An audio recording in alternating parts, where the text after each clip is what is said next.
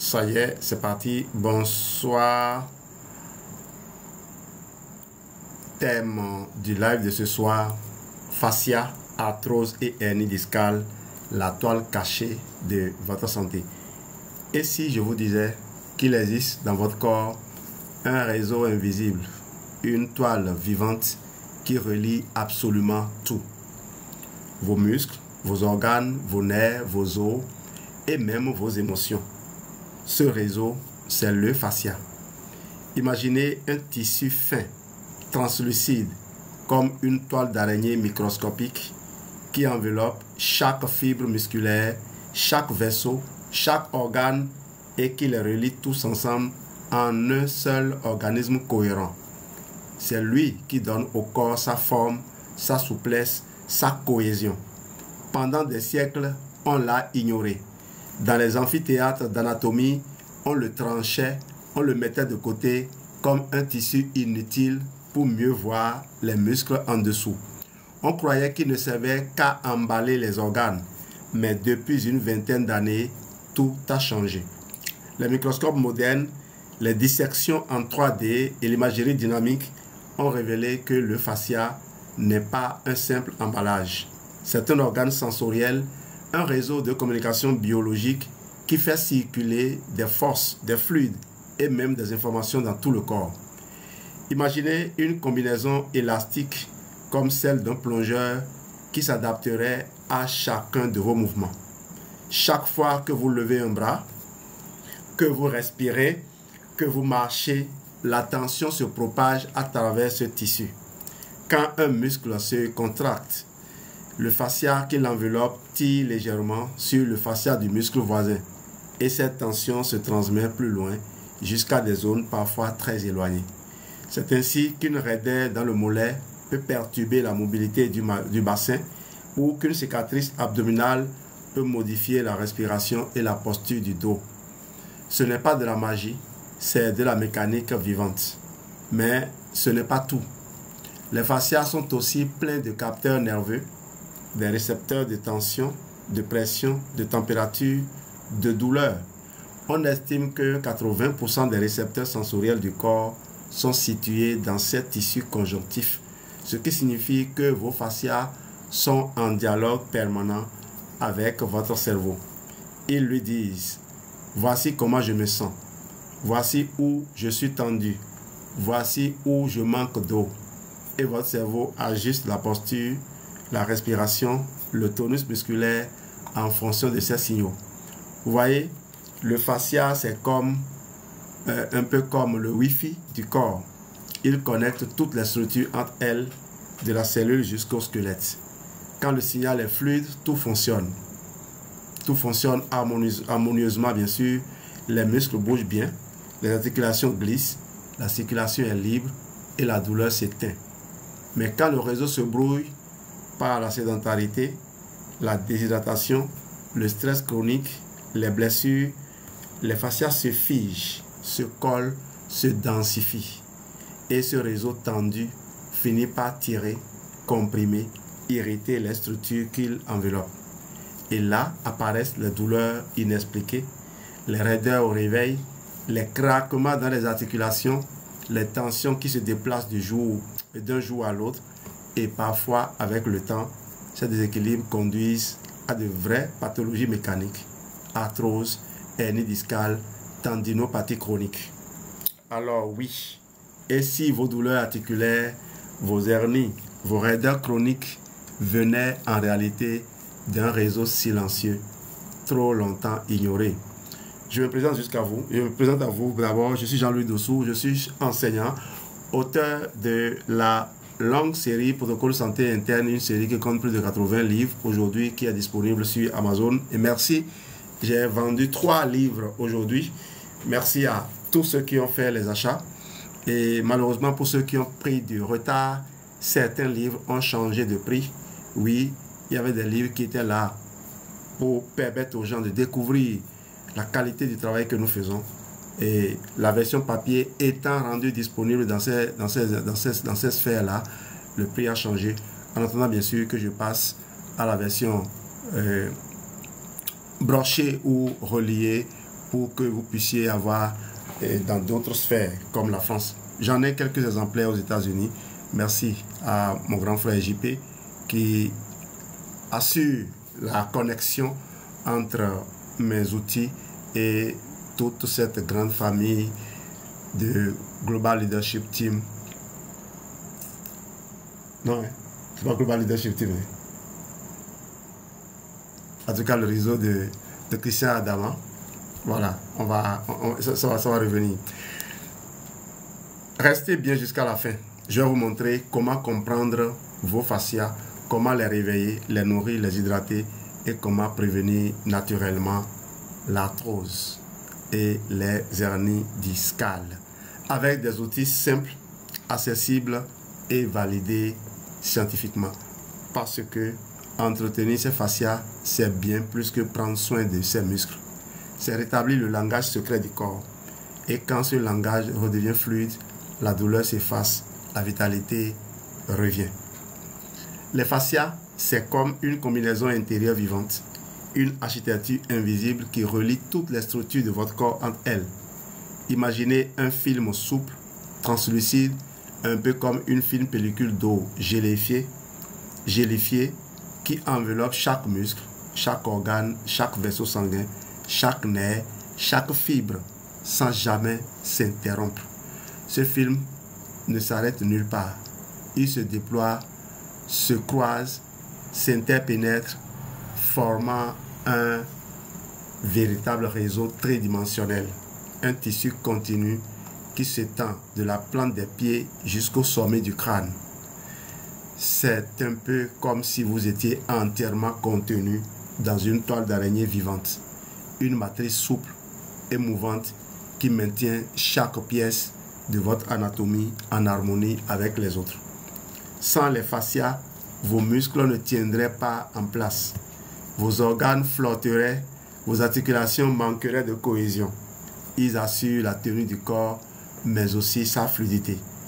Pour visualiser leur rôle, imaginez une carrosserie de voiture faite d'une matière plastique, capable de répartir la tension et les chocs sans jamais se déchirer. Les fascias, c'est exactement cela, la carrosserie dynamique du corps humain. Leur rôle est triple et chacun de ces rôles est essentiel à votre équilibre. La première fonction des fascias, c'est la cohésion mécanique.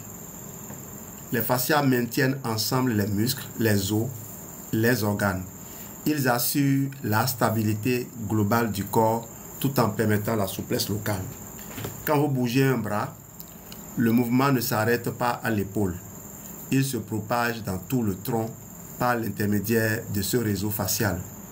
C'est ce qui vous permet d'être à la fois stable et mobile, solide et fluide. Deuxième fonction, la transmission des forces. Quand un muscle se contracte, ce n'est pas seulement ce muscle qui travaille. Le fascia qui l'entoure transmet la tension à d'autres régions du corps. Ainsi, une contraction dans la cuisse peut modifier la tension du dos ou de la nuque. Le corps fonctionne comme un orchestre de cordes interconnectées où chaque vibration se répercute dans tout l'ensemble.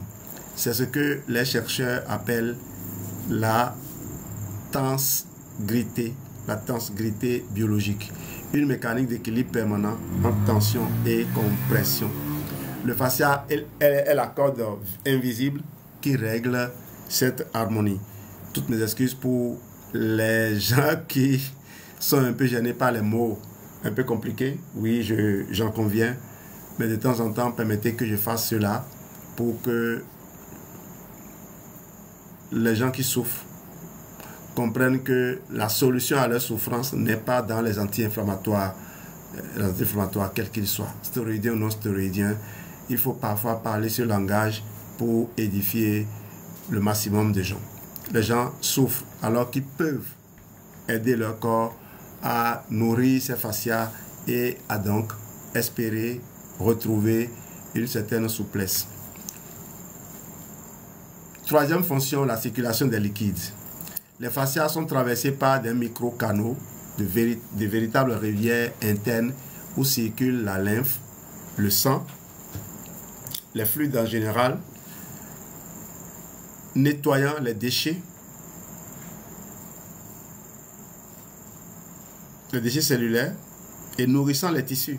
Un corps qui ne bouge pas, c'est un corps dont la rivière interne devient stagnante. Et là où l'eau stagne, la vie ralentit.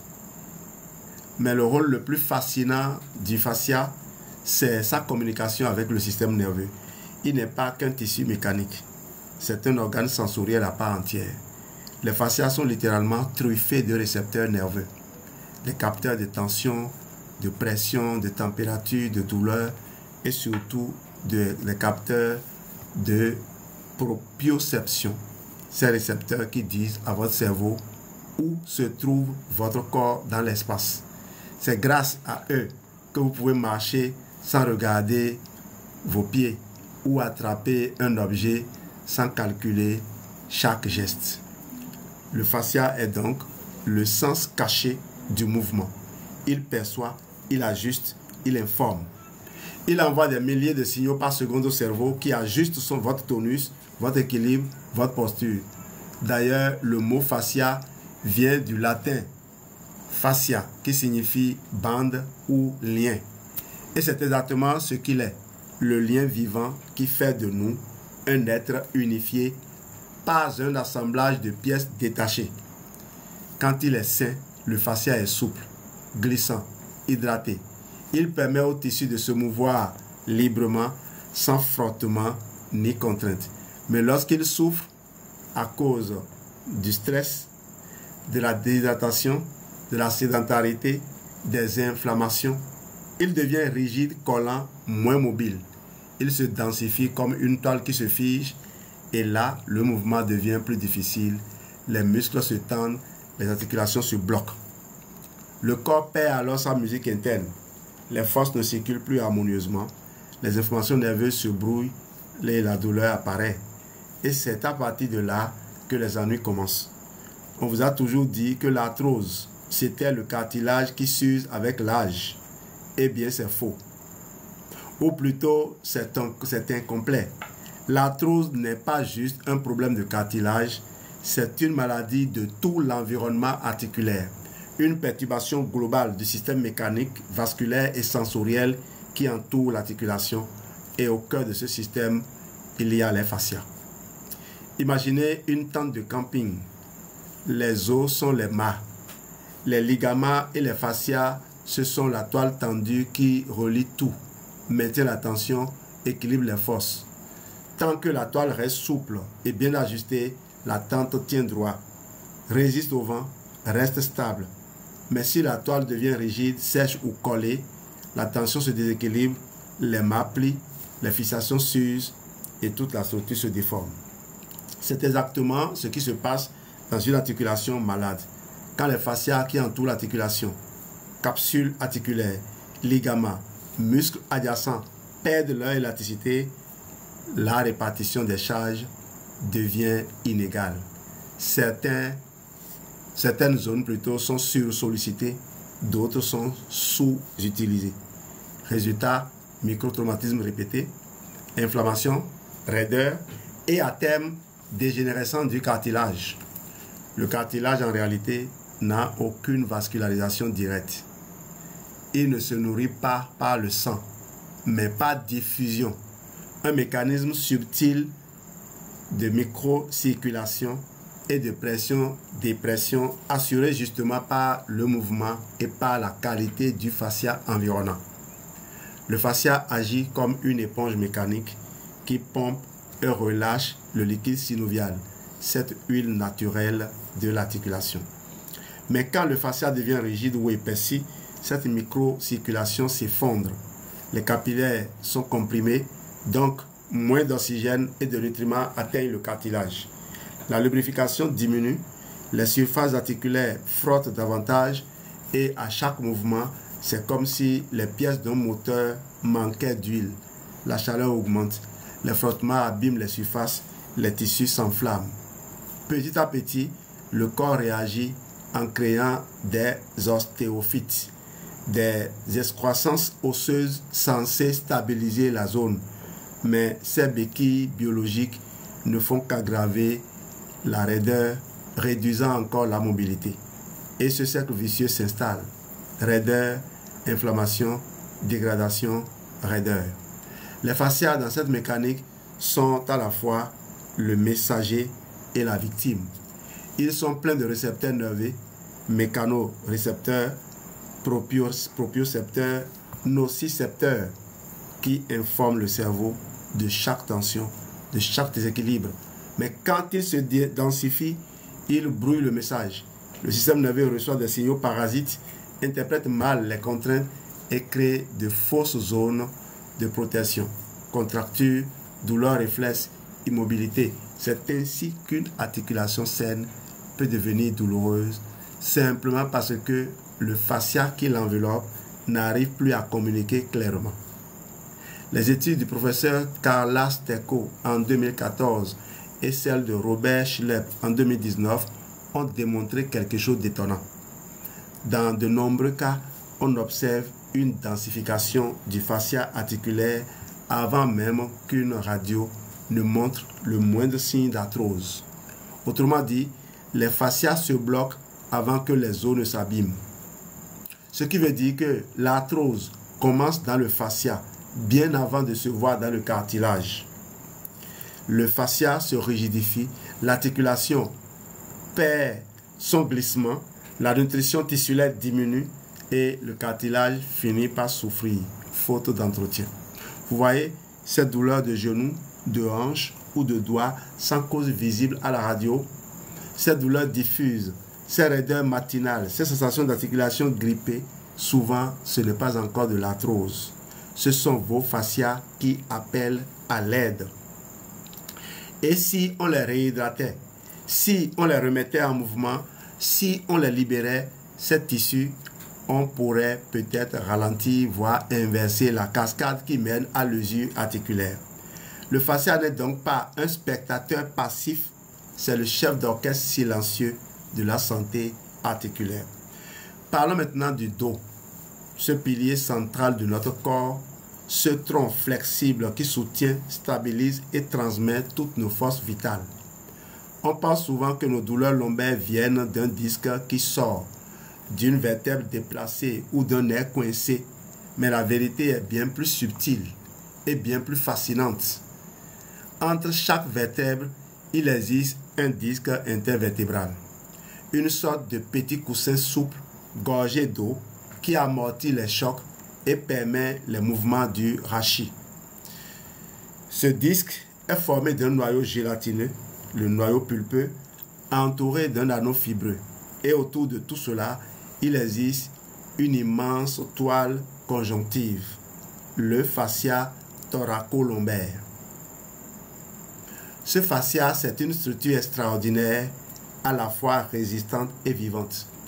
Il relie les muscles du bas du dos, aux muscles abdominaux, au diaphragme et jusqu'au plancher pelvien. C'est un peu comme un harnais biologique qui unit le haut et le bas du corps, la respiration et la posture, la stabilité et le mouvement. Imaginez-le comme une voile de bateau. Quand le vent souffle, c'est-à-dire quand vos muscles se contractent, quand vous respirez, quand vous marchez, la tension se répartit dans la voile. Si la toile est bien tendue, l'énergie se diffuse harmonieusement, sans surpression. Mais si la toile se déforme, se plisse ou se colle à certains endroits, alors certaines zones encaissent toute la force du vent et c'est là que le tissu cède. Dans votre dos, ce principe est identique. Tant que le fascia thoracolombaire reste souple et bien hydraté, il répartit la pression uniformément sur les disques intervertébraux. Mais quand il se densifie, se déshydrate ou s'enflamme, certaines zones se rigidifient, tandis que d'autres deviennent hypermobiles. La charge mécanique se concentre alors localement. Le disque subit une hyperpression à un point précis. Et sous cette contrainte, le noyau pulpeux peut migrer vers l'extérieur. C'est ainsi que naît la hernie discale. Ce n'est donc pas simplement un disque qui sort c'est une perte d'équilibre du réseau facial, une rupture de la symphonie des tensions qui maintient la colonne. Mais le plus étonnant, c'est que ce phénomène commence souvent bien avant la hernie visible sur l'IRM. Avant même la douleur aiguë, le fascia thoraco-lombaire commence à perdre son élasticité.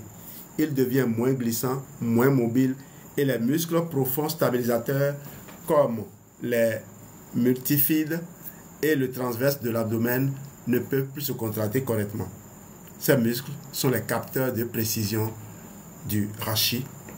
Ce sont eux qui ajustent les micro-mouvements de chaque vertèbre. Quand ils sont piégés dans un fascia rigide, c'est comme si le gyroscope d'un avion se bloquait. Le système de stabilité fine s'éteint. Résultat, la colonne perd sa coordination. Les vertèbres bougent mal. Certaines zones compensent, d'autres s'épuisent et lentement la douleur s'installe. Ce qu'on appelle souvent lombago, sciatique ou hernie discale n'est donc pas seulement un accident mécanique, mais la conséquence d'une communication rompue entre le fascia et les muscles. Le réseau ne distribue plus les forces correctement. Et voici un fait fascinant. Les fascias du dos contiennent autant de récepteurs sensoriels que la peau. Ils sont littéralement bourrés de capteurs nerveux. Cela signifie que leur inflammation seule, même sans compression d'un nerf, peut déclencher une douleur vive, parfois identique à celle d'une sciatique. Une douleur nerveuse sans nerf coincé simplement parce que le fascia envoie des signaux de détresse au cerveau. Vous voyez, je parlais de l'équipe Global Impact. Un ami justement m'a contacté pour me poser un problème il n'y a pas longtemps. Et je lui ai dit, ça, c'est un problème de fascia.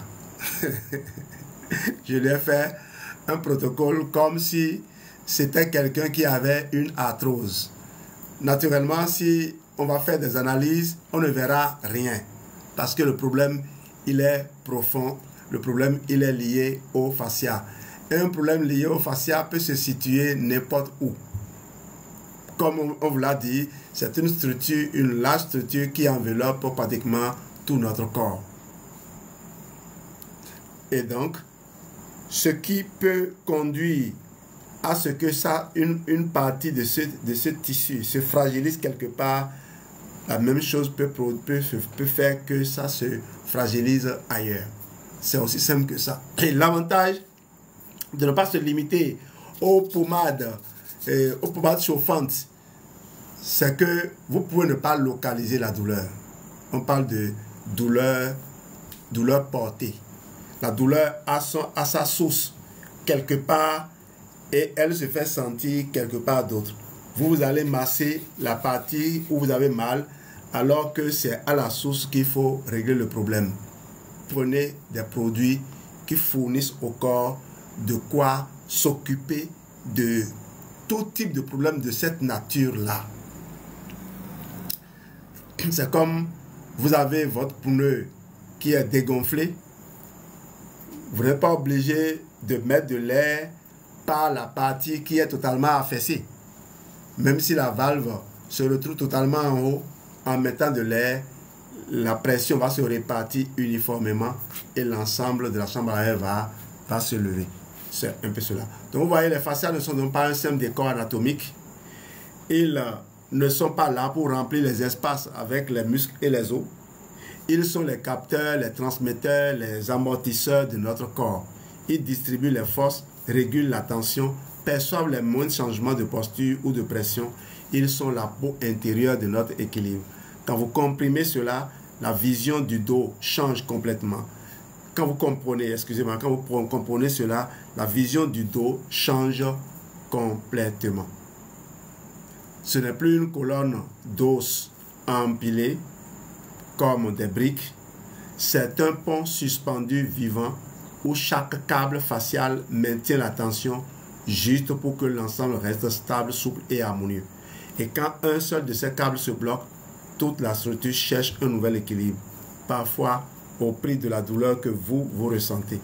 Alors la prochaine fois que vous ressentez une raideur dans le bas du dos, une tension diffuse ou une gêne qui s'installe, ne pensez pas tout de suite disque déplacé ou nerf coincé. Demandez-vous plutôt, et si c'était mon fascia qui avait perdu sa musique? On ne peut pas vraiment étirer un fascia comme on étire un muscle. Le fascia, c'est un tissu qui ne répond pas seulement à la force, mais à la tension, au mouvement, à la fluidité, à la respiration. C'est une matière vivante, réactive, qui a besoin de douceur et de régularité, pas de brutalité. Mais la bonne nouvelle, c'est qu'on peut rééduquer son élasticité, réhydrater son réseau, réveiller sa communication nerveuse. Le fascia est plastique. Il peut se remodeler, se régénérer, se réorganiser, à condition qu'on lui redonne ce dont il a besoin. Et cela repose sur quatre piliers fondamentaux. Pilier numéro 1, premier pilier, l'hydratation. Et je viens vous la rappeler la dernière fois, à la fin de l'un de mes lives. Hydrater le corps, ce n'est pas seulement avec de l'eau qu'on hydrate le corps. Hydrater le corps, c'est lui fournir de quoi apporter de l'eau en profondeur. Et l'aloès a la capacité de pénétrer les organes internes 7 fois plus en profondeur que l'eau et mieux 4 fois plus vite que l'eau.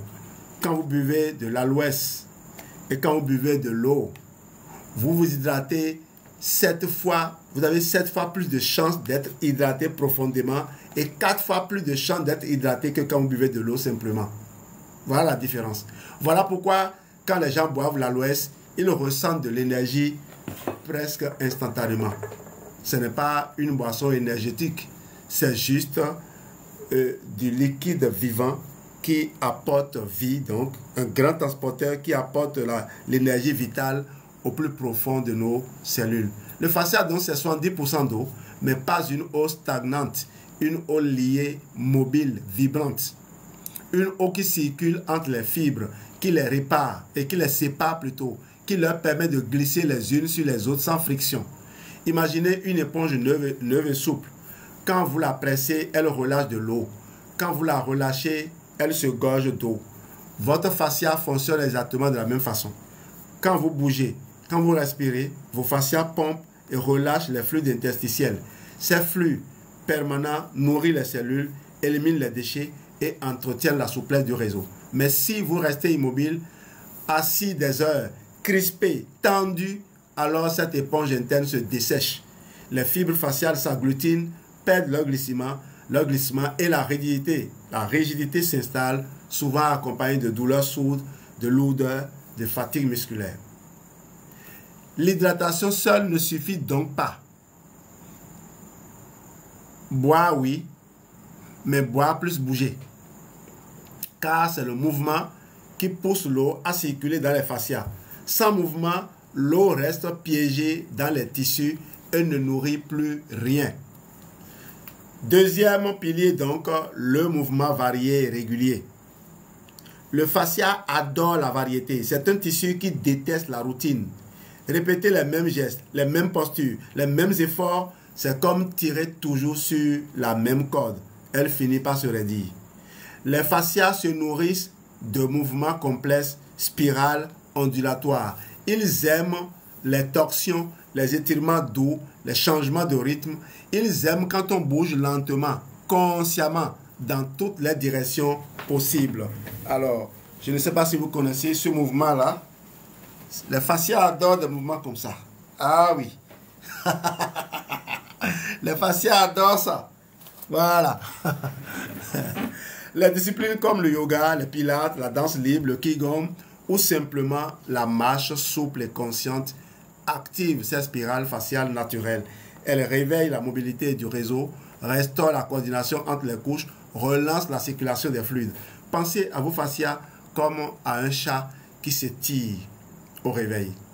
Il ne force jamais, il ondule, il explore chaque angle, chaque fibre, comme s'il réaccordait son corps avant de bouger. C'est exactement ce dont votre fascia a besoin, du mouvement fluide et conscient, pas de la performance, pas de la contrainte. Troisième pilier, la respiration et la récupération. Le diaphragme, ce grand muscle de la respiration, est un chef d'orchestre facial.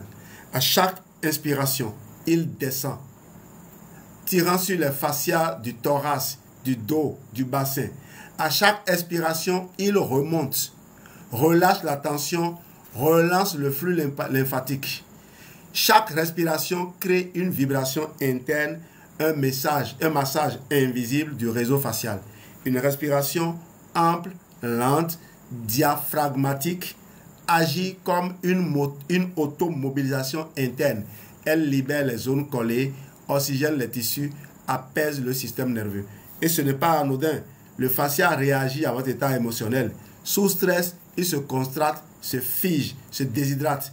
Sous respiration lente et consciente, il s'assouplit, se détend, se réorganise.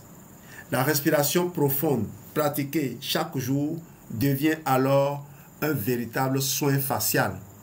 Et la récupération, le sommeil, les pauses, le relâchement sont les moments où le fascia répare ses micro-lésions. Il se régénère, se réhydrate et retrouve sa plasticité. Quatrième pilier, la nutrition anti-inflammatoire. Le fascia, comme tout tissu conjonctif, a besoin de matières premières pour se régénérer. Il ne suffit pas de bouger et de respirer. Il faut aussi le nourrir. Le collagène, la silice, la vitamine C sont les briques essentielles du réseau facial. Ils assurent la résistance, la cohésion et la souplesse des fibres. Sans eux, les fascias deviennent friables, plus sensibles aux micro-traumatismes. Les oméga 3 et la curcumine aident à calmer l'inflammation silencieuse qui rigidifie le tissu. L'aloe vera et le méthylsulfonylméthane favorisent la fluidité des échanges et la régénération cellulaire. C'est pour ça que certaines associations naturelles comme Forever Move que vous connaissez, curcumine plus membrane d'œuf, Forever Freedom, vous avez aloe MSM plus les chondroprotecteurs ou le marine collagène. Ces combinaisons peuvent soutenir efficacement la santé faciale à condition d'un mode de vie actif et cohérent. Attention, car les compléments ne remplacent pas le mouvement, ils nourrissent la matière, mais c'est votre respiration, votre marche, votre conscience du corps qui mettent cette matière en vie. En réalité, entretenir ces fascias, ce n'est pas un protocole compliqué. J'ai écrit le livre Protocole Fascia que vous pouvez retrouver tout de suite sur ma plateforme Amazon. Donc, c'est une hygiène du mouvement et de la conscience. C'est apprendre à écouter les tensions avant qu'elles ne crient, à bouger avant que la douleur n'impose l'immobilité. C'est redonner au corps ce qu'il réclame toujours, de l'eau, du souffle, du mouvement et du calme. Je vais vous demander maintenant de fermer doucement les yeux. Laissez le monde extérieur s'effacer un instant. Ramenez votre attention vers l'intérieur. Respirez lentement.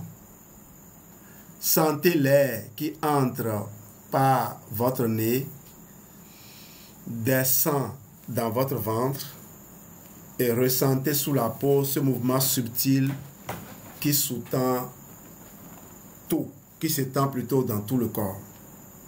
Sentez vos appuis, vos pieds ancrés dans le sol, vos jambes qui s'allongent, votre bassin s'équilibre. Imaginez que votre peau, entre vos muscles, entre vos os, il existe sous votre peau un film soyeux, glissant, un tissu vivant qui relie tout ensemble, des talons jusqu'au sommet du crâne. C'est votre réseau facial. Il n'est pas figé, il respire, il vibre, il s'adapte à chaque respiration, à chaque micro-mouvement. Maintenant, bougez légèrement vos épaules, très lentement, puis vos hanches. Observez ce qui se passe. Sentez-vous comment le mouvement des épaules entraîne celui du torse.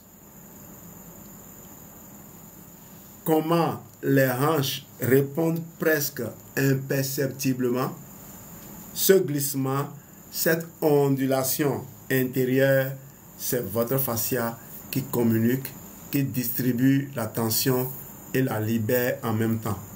Imaginez que votre corps est traversé par une toile d'eau vivante. Chaque geste crée une onde qui se propage dans cette toile, rebondit, revient. C'est une danse silencieuse, continue, entre le dedans et le dehors. Votre respiration est la musique de cette danse. Chaque inspiration étire, ouvre, hydrate. Chaque expiration relâche, apaise, réorganise. Maintenant, laissez venir une image. Imaginez que vous êtes un instrument de musique vivante. Votre squelette est la structure. Vos muscles sont les cordes. Et vos fascias sont le souffle invisible qui fait vibrer l'ensemble. Quand tout est accordé, respiration, mouvement, conscience, le son est pur, fluide, harmonieux.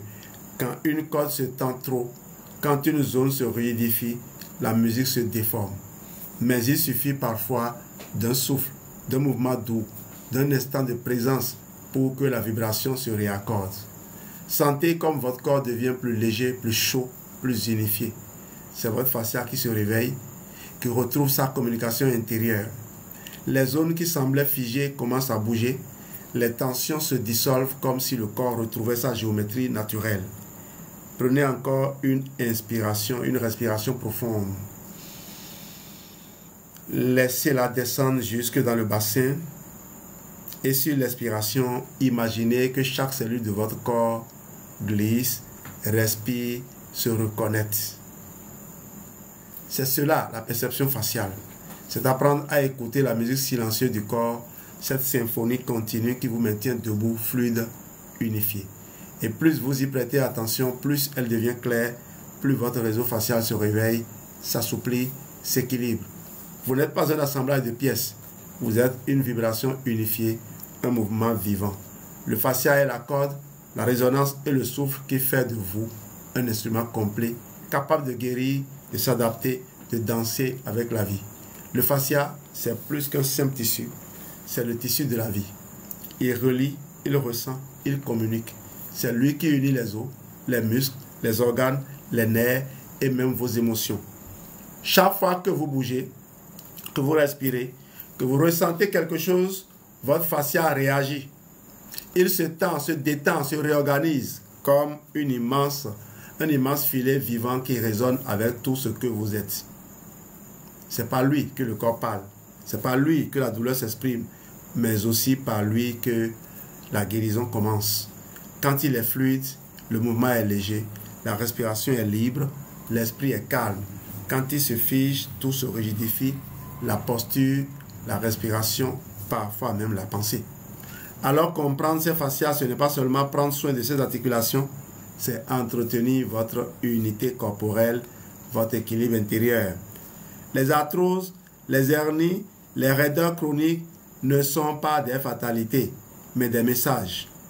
Des signaux que ce réseau vous envoie pour dire « j'ai besoin d'eau, j'ai besoin de mouvement, j'ai besoin de souffle, j'ai besoin d'aliments, de nourriture. » Et la beauté de ce message, c'est qu'il est réversible. Le fascia a une mémoire, mais aussi une extraordinaire capacité de régénération. Dès qu'on le remet en mouvement, qu'on le réhydrate, qu'on le nourrit, il retrouve sa souplesse, sa résonance, sa capacité à transmettre la vie. La médecine moderne redécouvre aujourd'hui ce que les pratiques anciennes savaient déjà. Le corps n'est pas une mécanique faite de pièces détachées. C'est une matrice vivante, un réseau intelligent, sensible, vivant et vibrant plutôt. Un réseau qui n'a jamais cessé de travailler pour vous, même dans la douleur, même dans la raideur.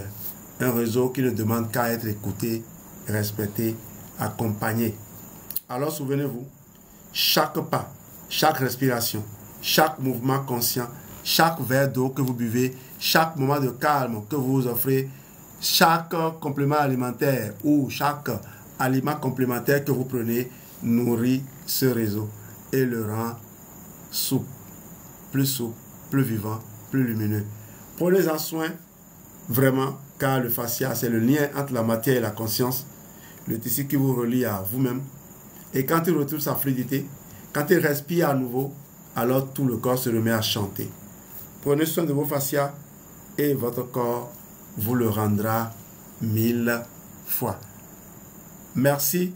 Je suis arrivé au terme de mon partage, au terme de ma communication de ce soir, au terme donc de ce live de Santé Réussite TV. Et comme d'habitude, je laisse la parole à Geneviève pour donner un ou deux témoignages sur elle se perd. Elle ne sait pas que les protocoles que nous proposons expliquent ce que je viens de développer. Tu te rappelles le protocole fascia? Le kit renouvellement des fascias. Tu as oublié. Ce kit qui a aidé cette dame à en finir avec les boutons au visage. Merci Geneviève, tu peux y aller. Merci Santé et Réussite TV pour cette formation. Moi je vais réécouter et intégrer. Parce que ce soir ça a été encore quelque chose, une découverte pour moi, pour ne pas dire un approfondissement par rapport à mes connaissances. C'est important puisque nous sommes en train d'aider les gens à trouver quoi? Une routine. Et quand nous ne comprenons pas surtout la manifestation, l'origine de la chose, on peut avoir les beaux produits, les meilleurs du monde et ne pas pouvoir les agencer pour permettre à la personne de vraiment trouver une clé de réussite. Merci beaucoup. Et comme tu l'as dit, c'était le skin set. Voilà, qui a aidé au moins deux de nos clients, et je vais les appeler même partenaires, puisqu'elles ont eu d'excellents résultats par rapport à leur peau. Et c'est ce soir que j'ai encore compris le pourquoi, c'est-à-dire le bien fondé de ce kit. Une affaire, mais la peau, les boutons, sincèrement c'était de gros boutons sur le visage un peu partout, jusqu'au décolleté, ça laissait des taches, pas mal de choses, mais en 2 mois de consommation, je vous assure, mais elle a été vraiment patiente, comme tu l'as dit. Le premier mois, les choses sont encore sorties de plus belles, et puis mais elle a persévéré et en 2 mois, elle a retrouvé une peau nickel. Donc ça veut dire que tu l'as vraiment aidée en conséquence de cause, en connaissance plutôt de cause. Et la deuxième, comme l'autre, elle a eu la satisfaction, mais comme un autre cas est venu, j'ai demandé à la première juste de me faire un audio. Et c'est l'audio que j'ai transféré à l'autre, et puis la décision est prise et avec les mêmes résultats. En tout cas, merci beaucoup, et je crois que c'est important, même si on n'a pas encore ces défis santé, c'est le moment de prendre soin de soi avec les recommandations que tu viens de faire. Voilà, n'oubliez pas d'aller écouter comme moi et de réécouter sur la plateforme Santé Réussite TV sur YouTube d'ici demain matin, je crois. En tout cas, merci à toi, que Dieu continue de t'inspirer, et belle soirée à tous. Merci à toi, Bien-être by Aïssa, pour ton témoignage. Forever, c'est un univers de partage.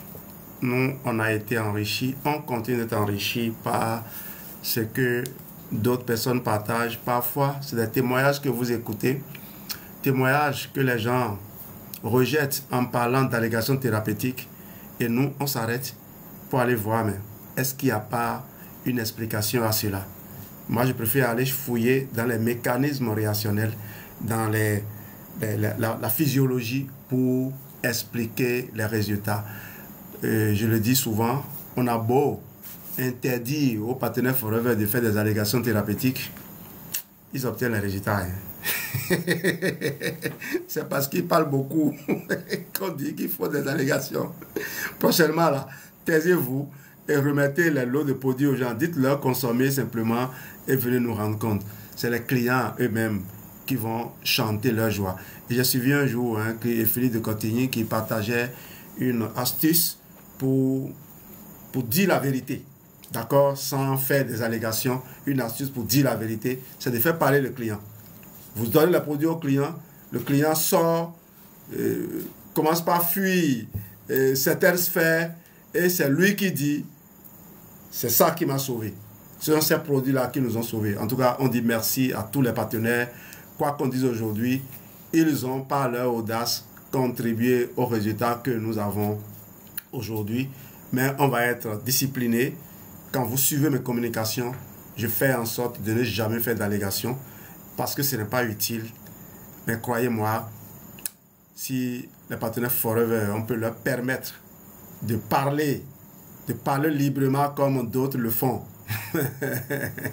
Les gens ne continueraient encore pas à souffrir. Mais que voulez-vous? Dieu, le monde est ainsi fait. Les bonnes choses doivent être cachées au plus grand nombre. Et on prie pour que ceux qui continuent de se battre, de ramer à compte courant, prennent le chemin. Et je vous garantis, chers partenaires Forever, que ce que vous vivez dans l'univers Forever, ce n'est pas seulement dans l'univers Forever, parce que nous, on le vit dans l'éducation où les gens s'attaquent à vous gratuitement. Les gens essaient de vous, je sais pas, ils mentent, ils font des dilatoires et on se demande, mais est-ce qu'ils ont conscience du péché, de la gravité du péché qu'ils commettent? Ce sont ces expériences-là, dans ces sphères, qui, moi, me fait me sentir bien à l'aise dans l'univers Forever, obtenir les résultats que j'obtiens. Désormais, j'ai pris l'engagement de sauver les enfants, sans écouter les errements des adultes. Merci à vous et à la prochaine.